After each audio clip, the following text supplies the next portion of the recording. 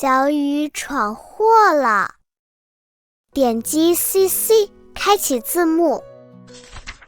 小雨和爸爸在逛商场，商场里人很多，非常热闹。他们先在1楼吃了汉堡和薯条，之后上了2楼，那里有许多商店。在一家玩具店里，小雨看见了许多可爱的毛绒玩具，有小狗、小熊，还有小兔子。他最喜欢小熊，摸上去毛茸茸的，软软的。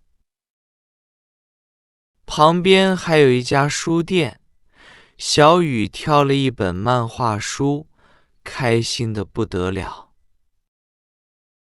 后来，他们走进礼品店，小雨看到了一套特别漂亮的咖啡杯，小杯子上画着小熊宝宝，2个大杯子上分别是熊爸爸和熊妈妈。小雨非常喜欢，忍不住拿起小杯子。他转过身，兴奋地喊：爸爸，你看！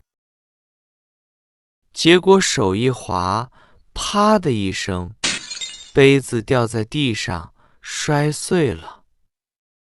小雨吓坏了，他盯着地上的碎片，一动也不敢动。他知道自己闯祸了，既怕爸爸生气，也怕售货员责备他。这时，一位售货员阿姨听到声响，赶紧跑了过来。小雨紧张地低下头，不敢看她。没想到，阿姨蹲下来，对着小雨着急地问：小朋友，你有没有受伤？碎片划到手了吗？小雨小声回答：我没事。阿姨，对不起，我不小心把杯子摔碎了。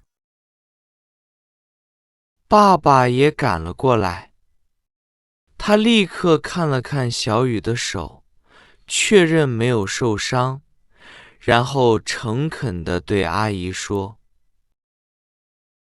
孩子没事，真的很抱歉，这个杯子多少钱？我们赔给您。阿姨松了口气，露出微笑。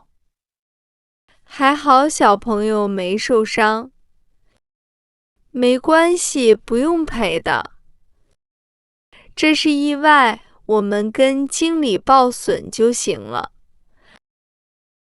说完，他拿来扫把，小心地清理地上的碎片。爸爸蹲下来，看着小雨，温柔地说：吓到了吧？下次要小心一点，好吗？小雨点点头，小声说：爸爸，我知道了。爸爸看着他，又问：你是不是很喜欢这套小熊杯子？小雨轻轻点头。我觉得它很可爱。我想用小杯子喝牛奶。爸爸说：那我们买一套回家吧。刚好一家人每人一个。小雨惊讶地抬起头，问：真的可以吗？